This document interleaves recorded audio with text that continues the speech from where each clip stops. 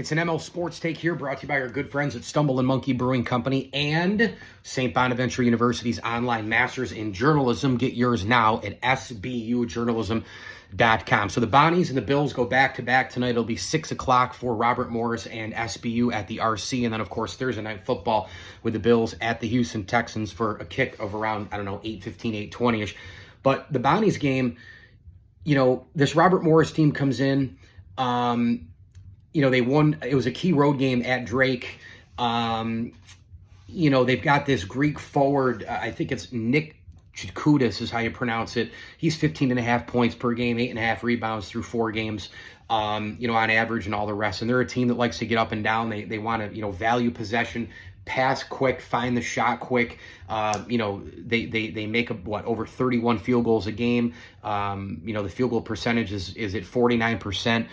They like to utilize a lot of their forwards in the mix as well as the Greek forward I mentioned. High efficiency, pass it, get the quick shot, get it up, make it, and keep scoring. Defensively, not a great team, and I think Bonaventure in this game can take advantage of Robert Morris in a couple of areas. Number one, the Bonnies have been terrific in terms of scoring in the paint this year, and the Bonnies have been terrific on the boards. I mean, when you look at both sides, you look at guys like Mitchell, who's been obviously fantastic. I mean, he's just been a menace. Grabbing 9.3 rebounds a game this year. So he's been somebody who I think the Bonnies can lean on tonight. The guards for the Bonnies get going. I think it'll be hard for Robert Morris to stop the Bonnies on offense. This might be a little bit of a slower game for Big Joe, to kind of get going here. It won't be as an aggressive defense as a Siena or Athletic or Long and lean as a Siena or a Youngstown.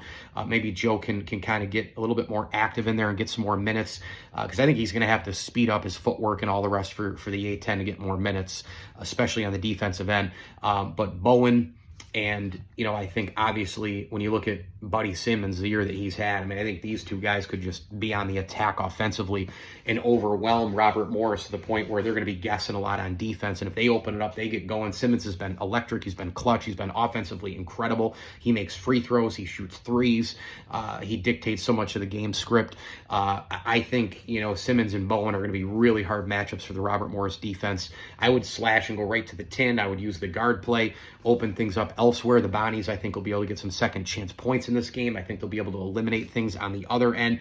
Rebounding, scoring points in the paint, using your athleticism and your length, I think could be a big one for the Bonnies as they look for a 4-game win streak against Robert Morris tonight. And then, of course, Thursday Night Football, just real quick on the Bills. They go at Houston, a big win, obviously, last week against the Bucks. The offense was unleashed a little bit, a lot. Allen, was hitting screenplays to Ty Johnson, to James Cook. He was finding the open men. Dawson Knox over the middle. Gabe Davis got involved. No Keon Coleman tonight. He's benched again. Samuel's out hurt. It looks like Kincaid's out hurt again. They're going to be leaning quite a bit on Khalil Shakir. It looks like he's a go, and he'll be a little bit healthier than last week. He looked awfully slow, and of course he had the classic Joe Brady wide receiver screen to him that didn't work. But Shakir, Shavers, Cook, Knox, these kind of guys, the Bills are going to be looking toward. It's going to be a challenging game. It's on the road. I would not be surprised to see some slop involved here by both teams. Davis Mills is going at quarterback for Houston.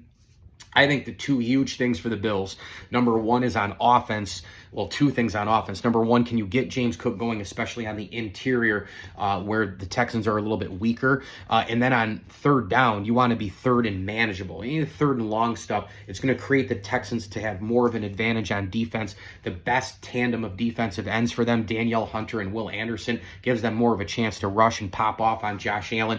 You don't want third and long. They're a zone defense, but they match up as a zone. Once they get set, Stingley, the corners are terrific, and the edge rushers up front. They really rely on the first and third layers of the defense, and therefore, can Josh Allen quickly pinpoint, go through the progressions, first guy, second guy, who's open quickly, get the ball out fast, then go back and set up the run with James Cook, especially on the interior of that defense, as I mentioned.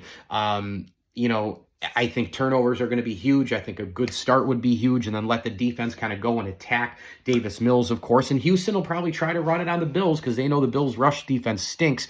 But again, like last week where Sean Tucker was running all over the Bucs, eventually Baker, he couldn't keep handing the ball off because the Bucs got down eventually to the Bills. And that's the way you help your rush defense the most, is you go out and you score so that they can't run. They have to start throwing to kind of play catch up to you. Then your defense can get into that, explosive type defense, the opportunistic defense, interceptions, sacks, strips, all that sort of stuff, which we saw last week against Mayfield.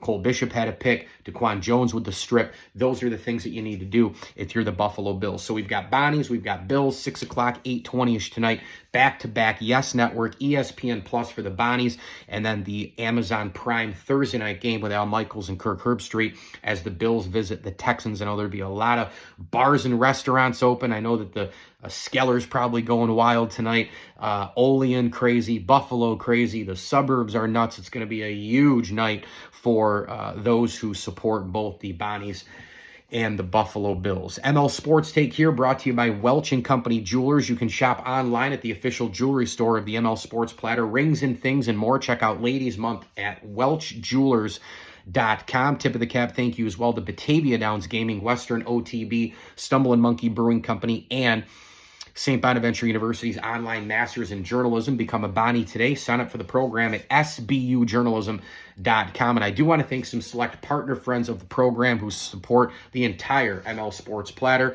Mark Alberti, Dan Davidson Jr., Dan Davidson Sr., Bob Lindsley. Of course, as we get through this thing, you guys are all fantastic. Matt Motika as well.